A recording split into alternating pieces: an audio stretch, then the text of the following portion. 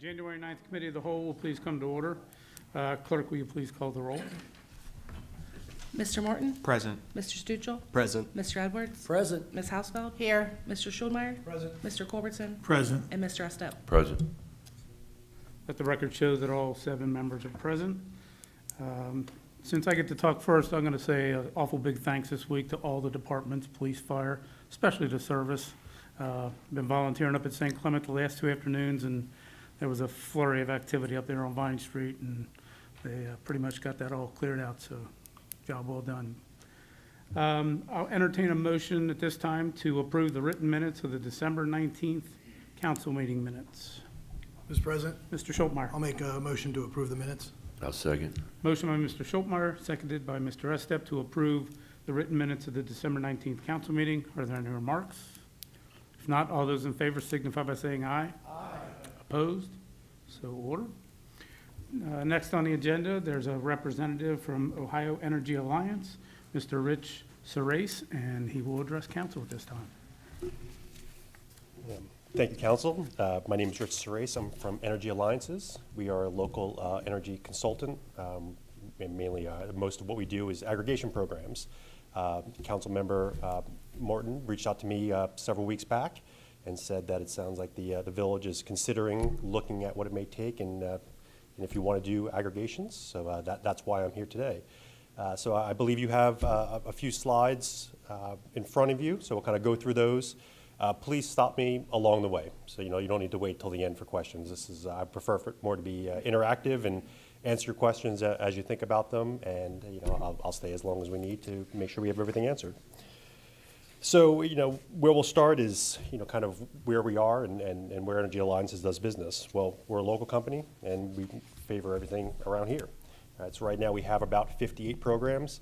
50 of them are within the 4 counties of Greater Cincinnati. So we do have 4 around Greater Dayton and 4 around Greater Columbus. And of those 4, those are people similar to yourselves that have called us. Really, we take our focus here in Cincinnati. We know the Duke footprint really well, and that's why we decided to stay here. We know there's some of our competition sort of run around the state and get whatever they can, but we really try to stay with our core focus of what we know, except for those couple communities that have reached out to us. So you can see, really on that 3rd slide where you sit compared to other communities that we have. And then I have a link there as well if you wanted to go visit that to see, really all the other communities that we have. But as you'll find, most of them are here in the Greater Cincinnati area. So before we really even get into aggregation, I have that slide that says Retail Energy Overview. So a lot of times we start to go down the aggregation path, and people don't even really understand what it is that you could shop for and what it is that you could do.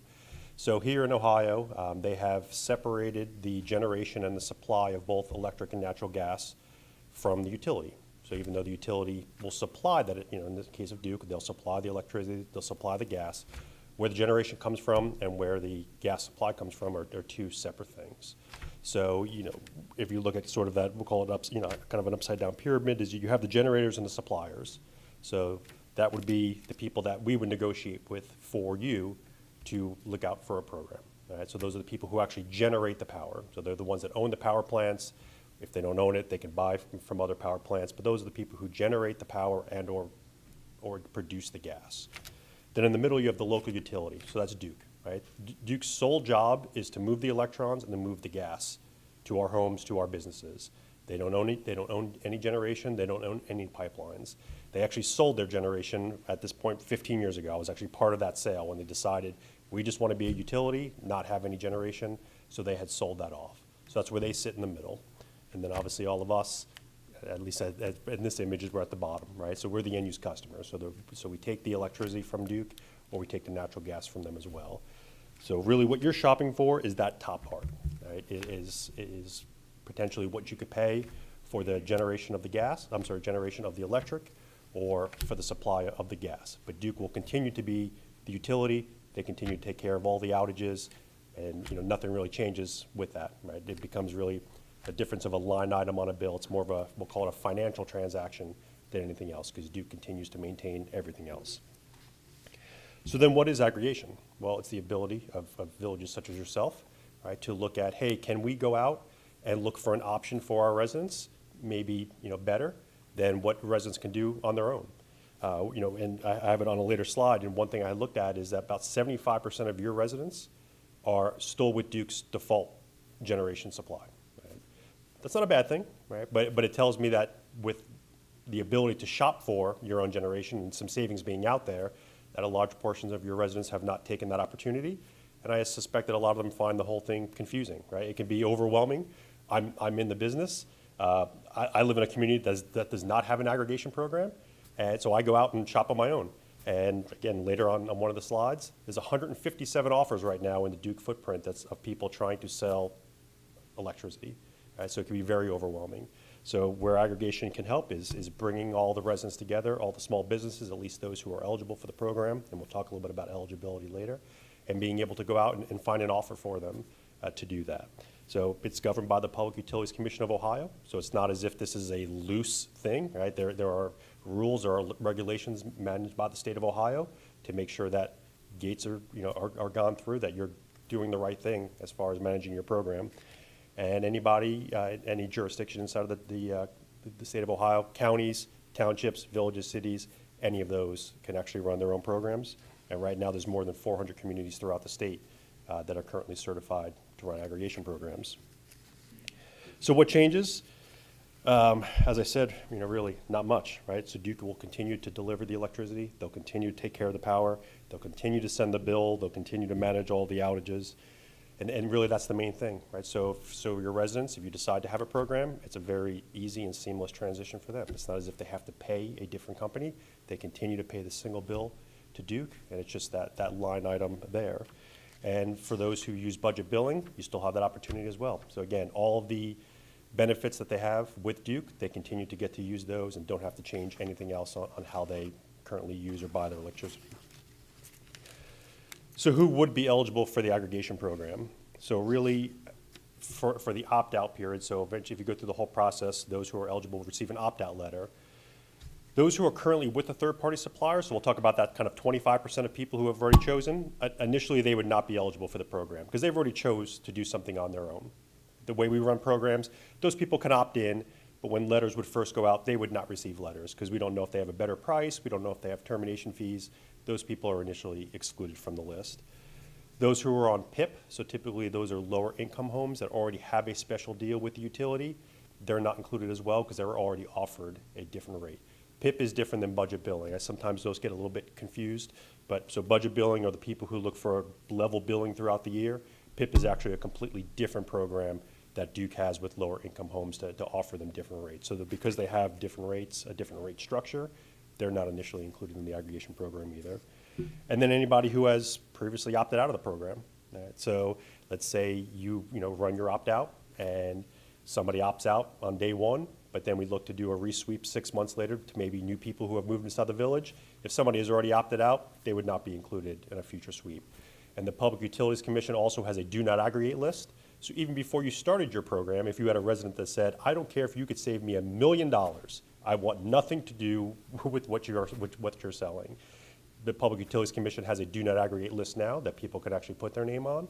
So the suppliers would go to that list and also make sure that those people are not included. So there's multiple ways to kind of opt out of the program. I've said a lot of words pretty quickly. Are there any initial questions on kind of these first few slides?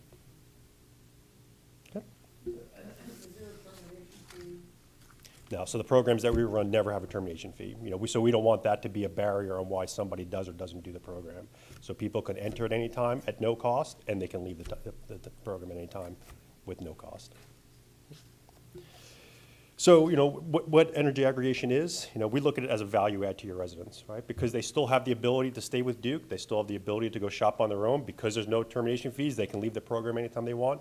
We look at it as a value add to your residents, right? It's kind of cutting through a lot of the confusion of having to go out and shop on your own, right? You talk to a lot of people who are with third-party suppliers. They may have been with them for years. They forget they're with them, right? They may be auto-renewing. We're getting calls from them now. They're on rates that are double what Duke is, and they want to move the programs. So it tries to, again, navigate that whole thing to help your residents find, offers that have been vetted by, we'll say us first, right? Because we wouldn't bring an offer to you that we feel would not be advantageous against Duke. Then you'd have the chance to vote on it. So there's several people kind of looking at price, term, everything that goes along with the aggregation program as a value add for the residents. As I already talked about, 75% of your residents right now are doing nothing, just taking Duke's default supply. And if they wanted to go out and shop on their own, yeah, they can sort through the 157 offers that are currently on the Public Utilities Commission page for different price, different term, renewable, not all these things. But it can be very confusing, and I've been doing it 20 years, and I'm not a big fan of having to do it every 6 to 12 months when I go out and shop for my own plan. So it's an option for them to choose. It's not mandatory, and then it gives your residents some price certainty that the utility cannot offer. Right? So every 12 months, Duke typically updates their rates. June of one year, and those go till May of the next. For the most part on the electric, they're fairly static. There's a little bit of variation because there's some riders that they adjust every quarter. So, we have, we kind of know what to do there. We know what we're competing against, we'll say, when we go against Duke's electric rate. But their gas rate is variable. They change their rate every single month. So, for communities who have chosen to do gas programs, who have decided to lock in for a fixed price, it offers kind of a ceiling to your residents that they know they'll never pay any more than that. So we'll say the risk proposition for the electric and gas are a little bit different because one of them you're sort of chasing a moving target, or at least you're competing against a moving target. So yes, there's the risk of that to go up and down, but offers that ceiling for times like right now. The market, I'll say in the last 2 weeks, has bounced around almost 5 to 10% a day, the natural gas market that is, because it's the first real cold, extended cold we've seen in more than 3 winters. So the market's like, oh, we forgot what to do with this. So it's obviously been very, very volatile. So where an aggregation program can give your residents that kind of fixed price, they know their price would never exceed something else on the gas side. So what aggregation is not, right? It's not mandatory. As I said, people have the chance to opt out at the very beginning. They can leave the program anytime they want. Again, we look at it as an option. It's not the best for all residents, right? So we want to make sure people are educated about that decision, right? They should not get in this program just because, right? They should understand what that is. They should understand the terms and conditions. They should understand if it works for their household. And what I mean by that is Duke's rate structure is a little bit interesting on the electric side. What they charge during the winter months, so from October through May, what they charge you for your first 1,000 kWh, and then what they charge you for the next 1,000 above, it's 2 different rates. So it becomes a weighted math problem. So, the aggregation price may be here, and during those summer months, Duke's price may be here. That's great. But let's say you have somebody who uses a lot of energy during the winter months. Their price to compare, that's what's called Duke's rate, starts to come down, right? So if you have somebody who maybe is an extremely high user during the winter months, maybe the aggregation isn't a good fit for them during the winter months. And that's where we want to make sure that they're educated about that.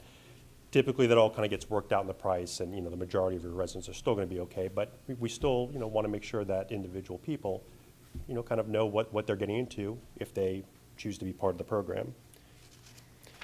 And as I also said, the markets move, right? Though we're going to make recommendations on what we know about the market, where we feel like your resident's going to have the best chance to save. It's like buying gasoline, right? So we have a lot of programs right now that are coming off 2-year deals, and though they've been doing very well, sometimes we'll have people call and say, well, there's lower offers in the market right now. That's true, right? 2 years ago when the program was locked in, great rate. It's still beating Duke now, but it's no different than how you may go buy gas for your car. Today, you pay $2.99, you go tomorrow and it's $2.75, it moves. But, we use all the information we can, we're competing against Duke. We're not constantly chasing the market because we're offering fixed prices. It's about how we're doing versus if people do nothing and stay with Duke's default service, even though the market may change over time. And like I said, it's beyond just price beyond just the price, right? So it's price, terms and conditions, having those no termination fees. That's key, right? Because that's a key part of it. We'll have people sometimes call us and say XYZ company's offering a rate lower, but then they have a $50, $100, and I know there's some door-to-door people going right now. Things I've seen, they have a $199 termination fee. So that's important, right? That's beyond just the price. People can leave, as we said, come and go anytime they want, and it's the ability to add on renewable energy, right? So many of our communities have a renewable energy component on that. We have some communities who have what we'll call their default price. So if people don't opt out, they get something that has renewable energy on it. We have others that their default price does not have any renewable energy component because there is a small premium to put on that, but they have the ability to opt in to something. So we're able to kind of negotiate that whole thing for them as well. And most times we find that the rates that have renewable energy on them are far better than what's out there on the Public Utilities Commission on people offering that. I mean, we're looking at some rates here recently. Most of our communities are still less than 7 cents and still have the renewable component. A lot of the stuff we're seeing on the Public Utilities Commission are 10 cents or more for that renewable. So a lot of times we can get it, at a pretty good rate compared to if people were shopping it out on their own, and then all the protections of the aggregation program. So why us? I started, kind of talking about that a little bit at the very beginning. We consider ourselves a full-service consultant, right? So we're not here just to get you a price and that's it, right? So in your case, you're looking to take your aggregation from the thoughts of having it, right? There are several regulatory things you have to do. It has to get put on the ballot. We help out with that. We help out with the meshing with that. We'll help, run town hall meetings so people understand what would be voted on when it gets put on the ballot. We take care of drafting all your materials for the Public Utilities Commission, so you don't have to do that. We'll hand it over to you. You give it to your attorneys to make sure that they, agree with that. But, there's no work there, for this council and for other members of administration. And I think that's where a lot of people have chosen us, is that we try to make it very easy for the community. This is not supposed to be a value add to your residents and not a burden to you. All right, so where we have that customer service, we give out a number. It's a local number. It's us. When somebody calls, they're going to talk to somebody who's from here. Right? There's typically just a couple of us, locally based, that answer the phone. So they call. There's an email address. We have every community gets their own individual website, so that's where it has the prices, anything they want to learn about your program, because even though we may help you administer that program, it would be your program. And even our website has a chat function, because a couple of years back, I thought about myself as a consumer.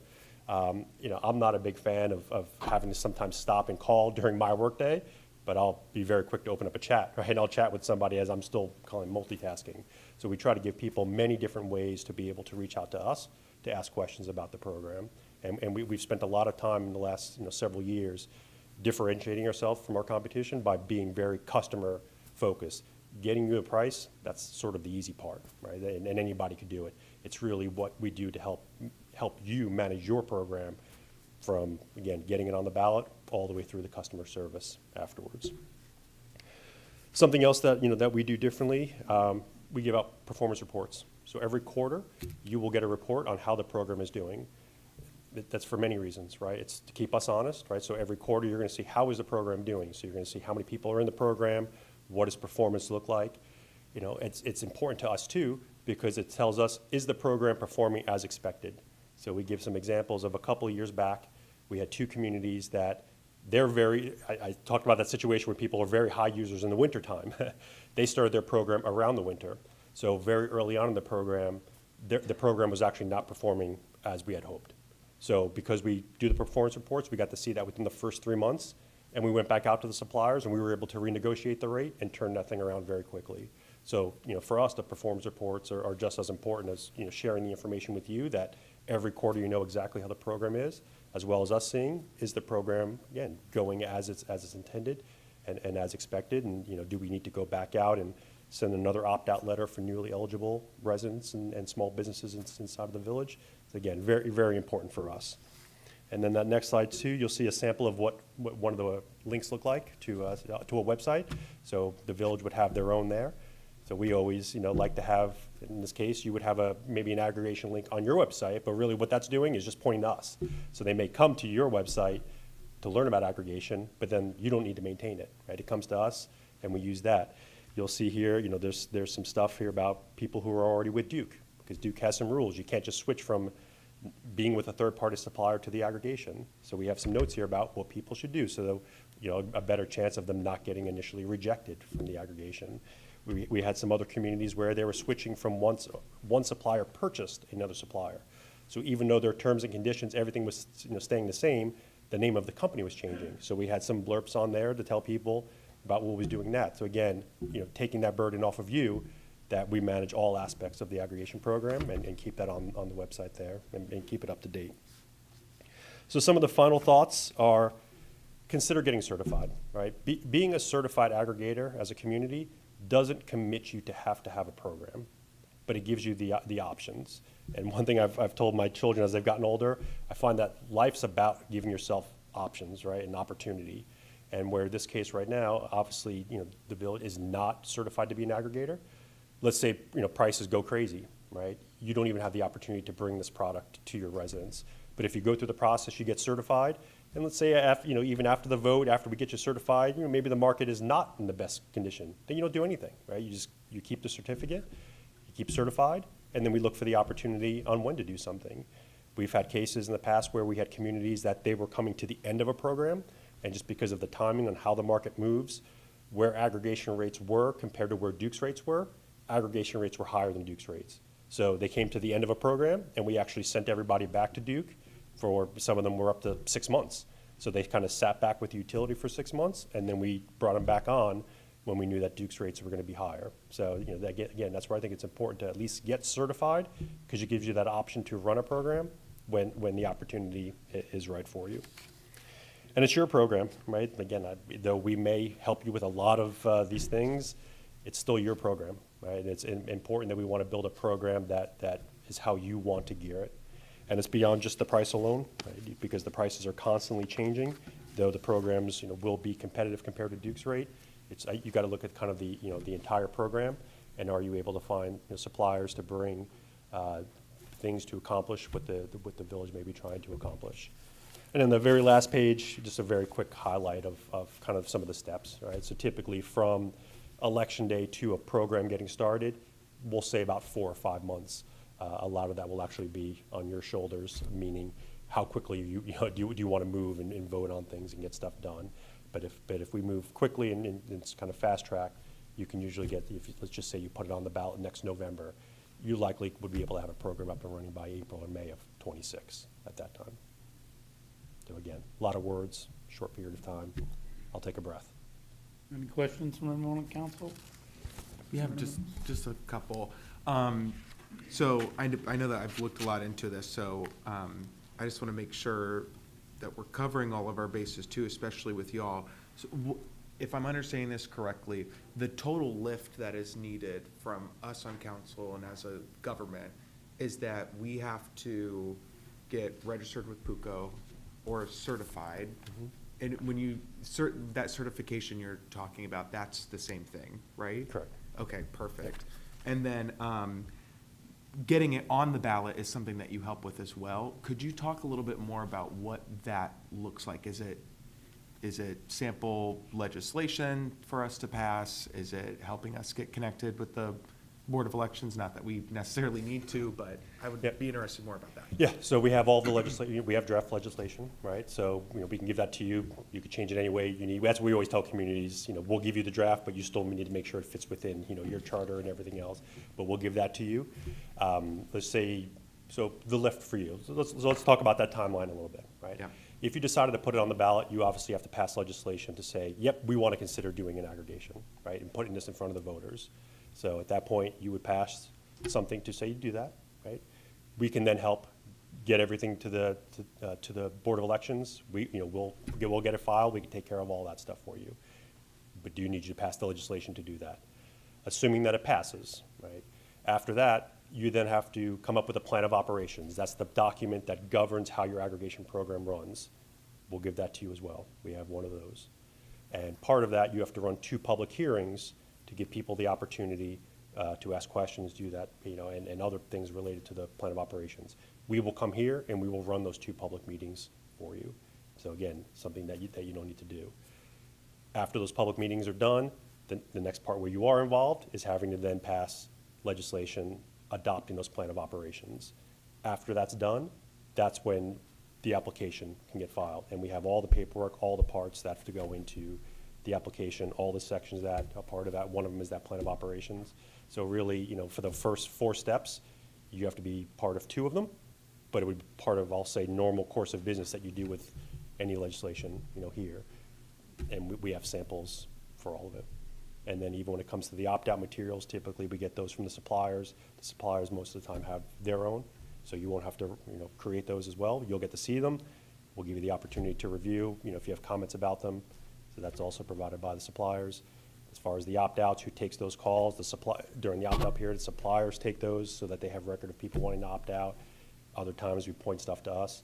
Again, as you see, very little, that is put on you. Yes, people will come here, people will call here asking questions, but if you're a community that says, we have some that they'll handle that. We have others, the minute the call comes in, call Energy Alliances, right? And take that burden off you as well. So the workload on the community should be very little, and the 2 times we need it, it would be during your normal course of business, during a meeting. I do have a question. If the village would decide not to go in to the program, is an individual allowed to opt in? And if they are, would there be any additional savings if the whole city did it, or would it be the same as if an individual did it?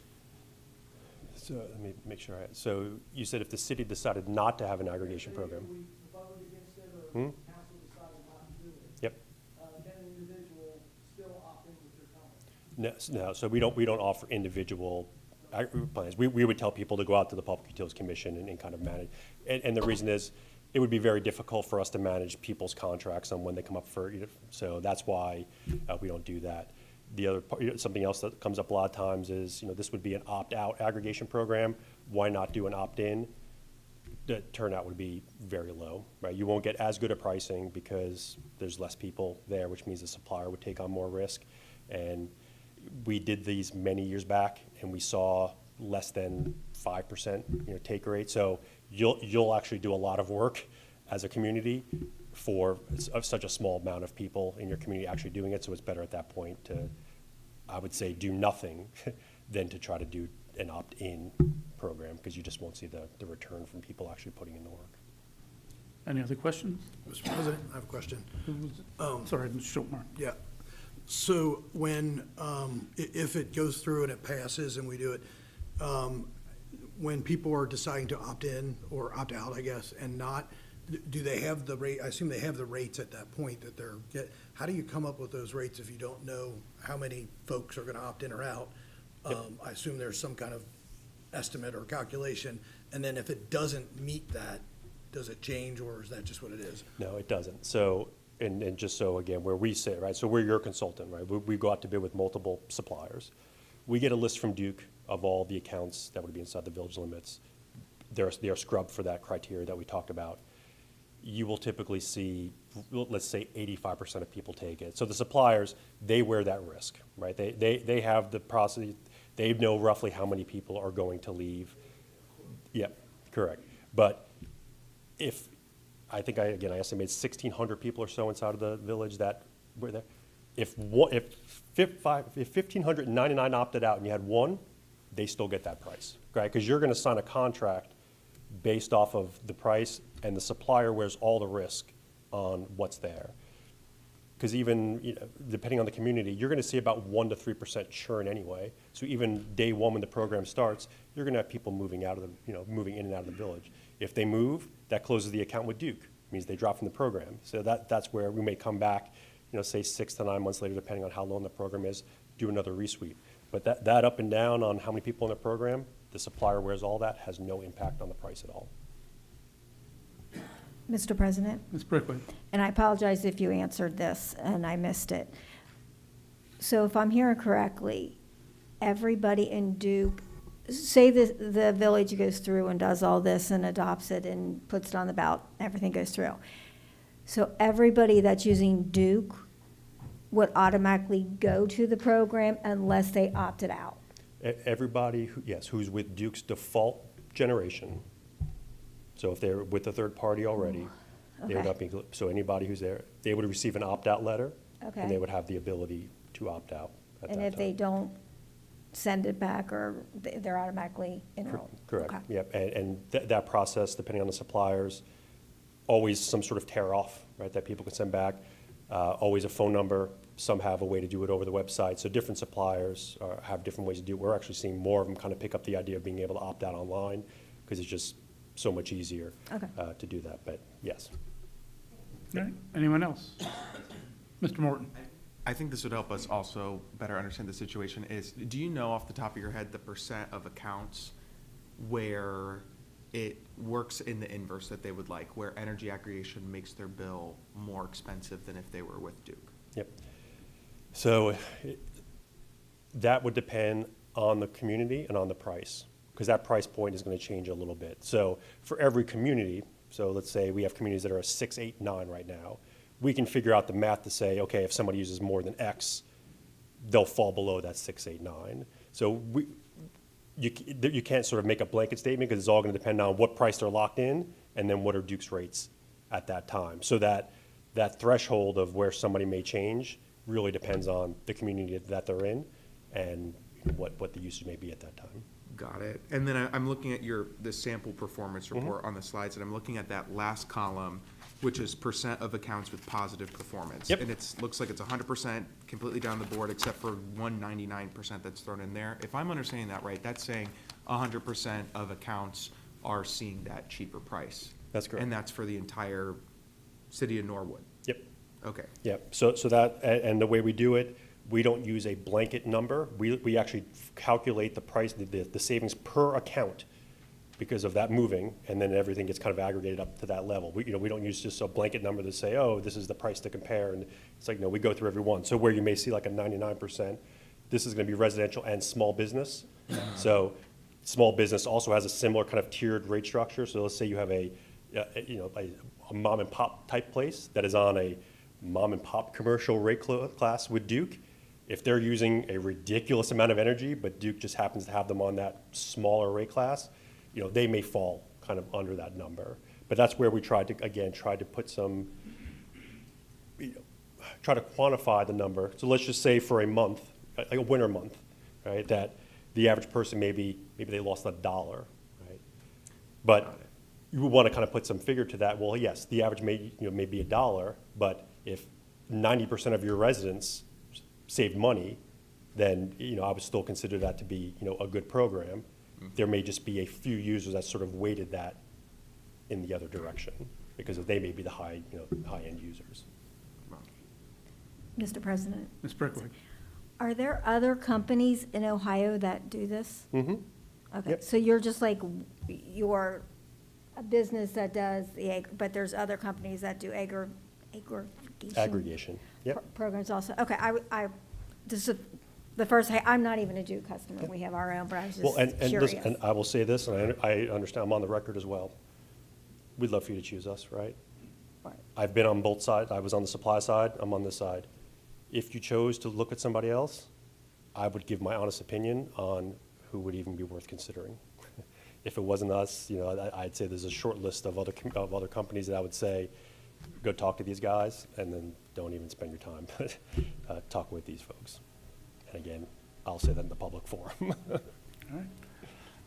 Mr. Morton, since you brought this, I'm assuming that you would like to kind of be in charge of this or that's what I assumed. So we're good for now, though? Okay. Rich, we appreciate all the information, and I'm sure that Mr. Morton will probably be back in touch with you, I would think. So, all right. Thank you for your time. Thank you much. Have a good night. All right. At this time, we'll move to reports of administrative officials. Mayor, Mr. Stuchel. Okay, to start off my report, we're going to, of course, welcome Mrs. Kim Derenkamp as our new treasurer, but she needs to go through the ceremonial swearing in on camera. So if you wouldn't mind, please standing and raising your right hand and repeating after me. I do solemnly swear or affirm that I will support the Constitution and laws of the United States of America, the Constitution and laws of the State of Ohio, the laws and ordinances of the Village of St. Bernard, and to the best of my ability, will discharge the duties of this office as the treasurer of the Village of St. Bernard. Well, congratulations.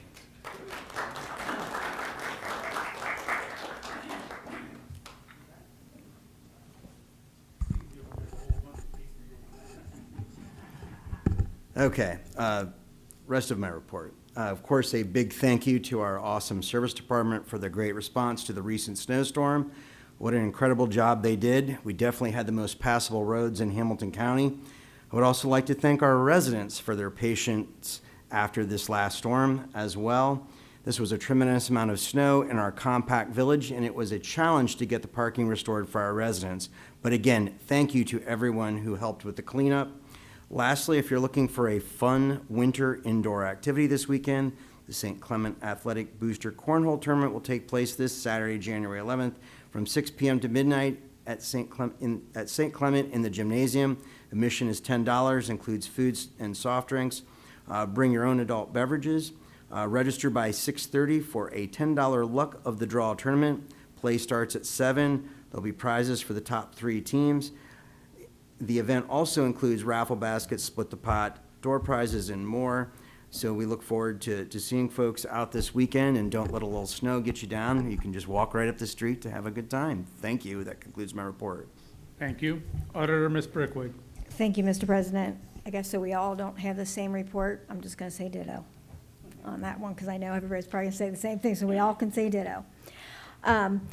What I wanted to introduce tonight is resolution number 1, 2025. This is the resolution that you vote on every year. It's just approving that we can use tax dollars or public funds to pay for beverages and snacks, for example, Boy Scout night or things like that. So this just has to be passed every year.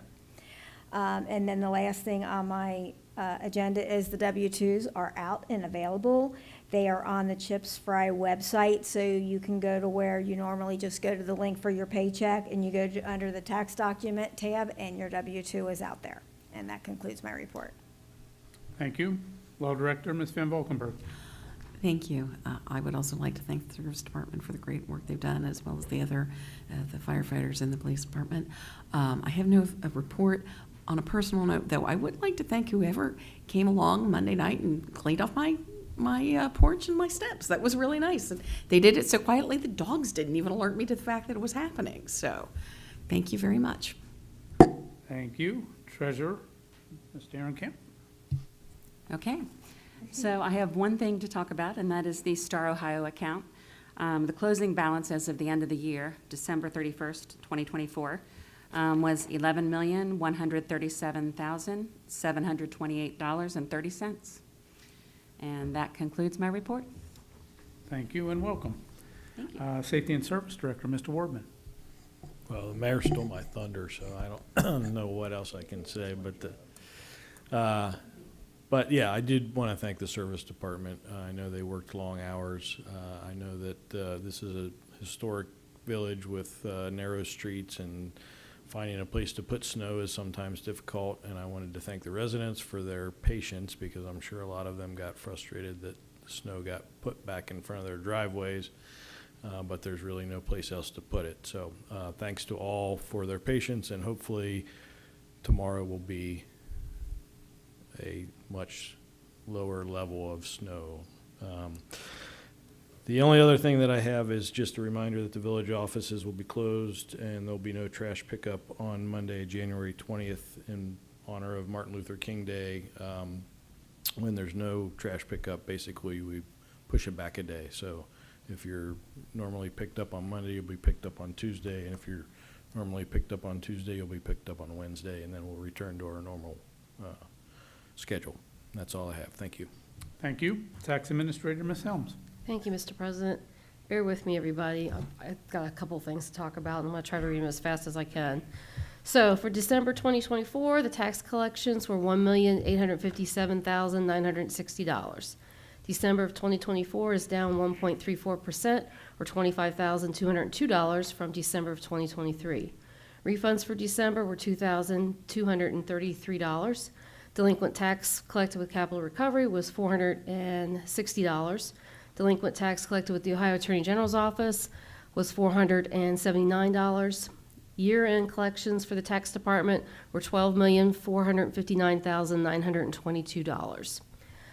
111 residents reported were from the state of Ohio tax list for not filing a 2023 St. Bernard tax return.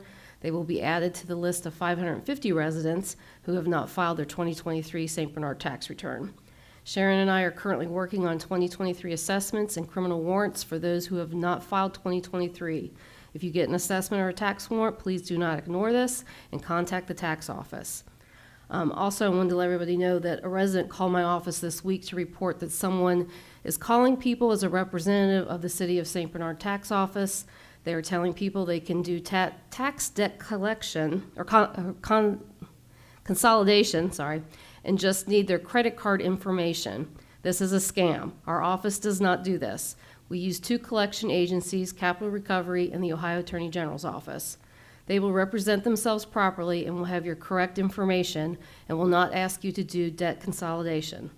When in doubt, call my office. We will go over your tax account with you and guide you on what you need to do. Also, the e-file portal will not be available from January 16th through January 27th for maintenance for the upcoming 2024 tax filing season. And that concludes my report. Thank you. I'm going to backtrack a little. I'll entertain a motion to place resolution number 1 on the table for the next council meeting. Mr. President, Mr. Schultmeyer. I'll make a motion to place resolution number 1 on the table. I'll second. Motion by Mr. Schultmeyer, seconded by Mr. Estep, to place resolution number 1 on the table. Are there any remarks?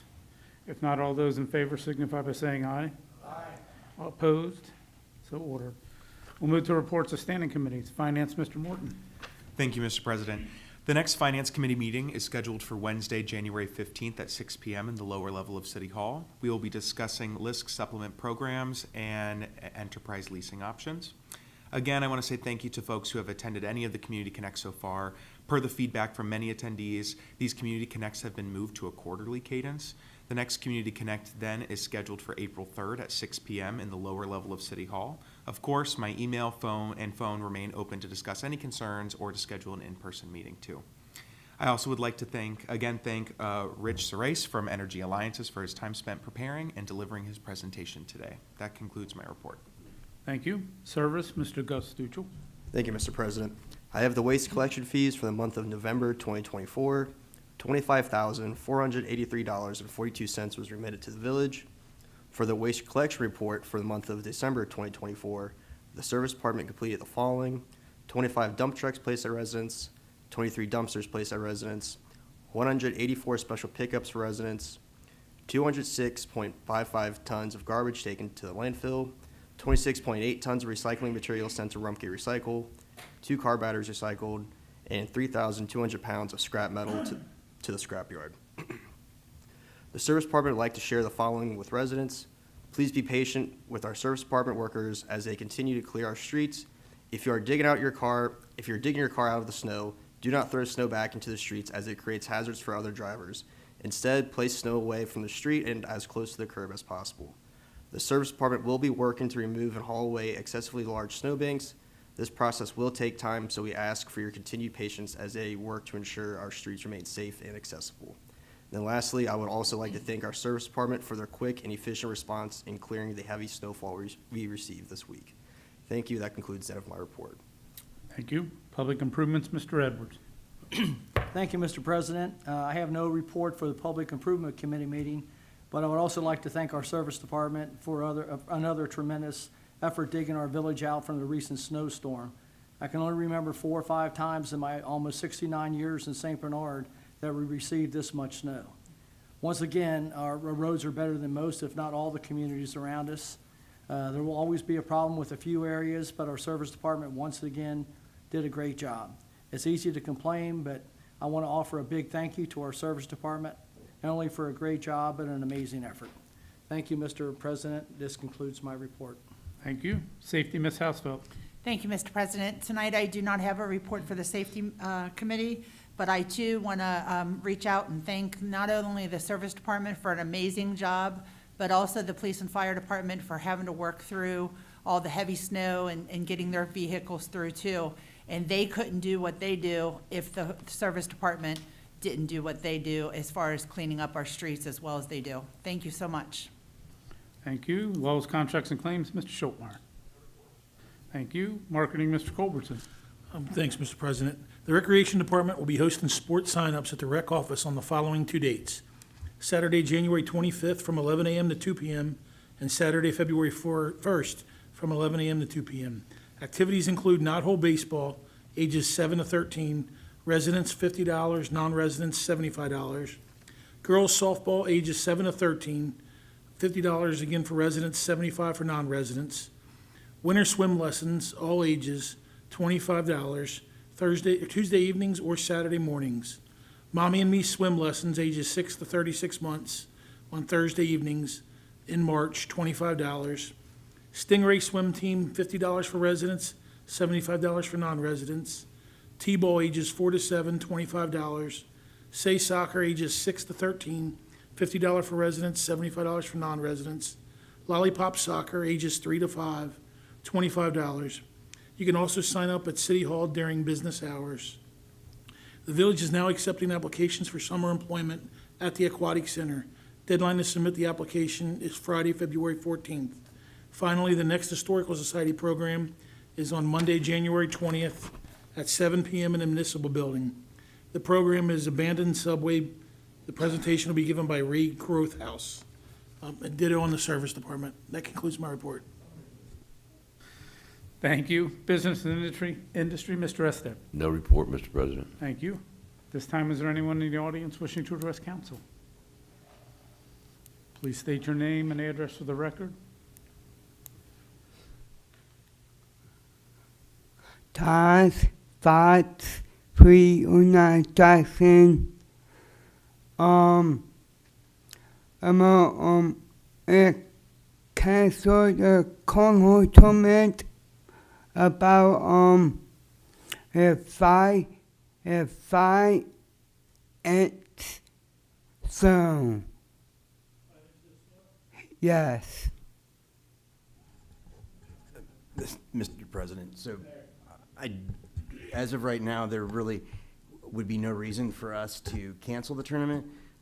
We have everything in order because it is so close by for people to even walk up. We think that, again, we have the utmost confidence in the service department for making sure that the roads will be clear, the sidewalks are going to be cleaned, so we are still going to have it. We're prepared for people to be tracking a little bit of snow and salt in, so we're all ready for it.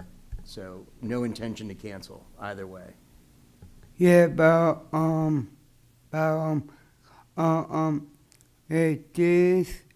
this Friday, right? So. Mr. President, so we are fortunate to, again, have this, we expect the snow obviously to stop by morning. We have the whole day to clean up and be prepared for it, so we're still pretty confident that we're going to make sure that there's still a safe environment, the community be in good shape for people to come and go, for those that have to drive or those that will be walking. So we still feel pretty confident in having a full day to clean up. Okay. Thank you. Mr. Mittendorf. Good evening, Don Mittendorf, foreman of the Service Department. I would like to thank everybody for the kind words, and so would the members of the Service Department. As we know, tomorrow it's supposed to start snowing somewhere around noon. We already have a plan in place. I've got 2 separate shifts where lunch is going to be earlier for those people so that we can get a jump on everything. This should not be a snowstorm like we just had, okay? It's going to be over a longer period of time. The problem we had with the last one was you were having over 2 inches of snow come down in less than an hour.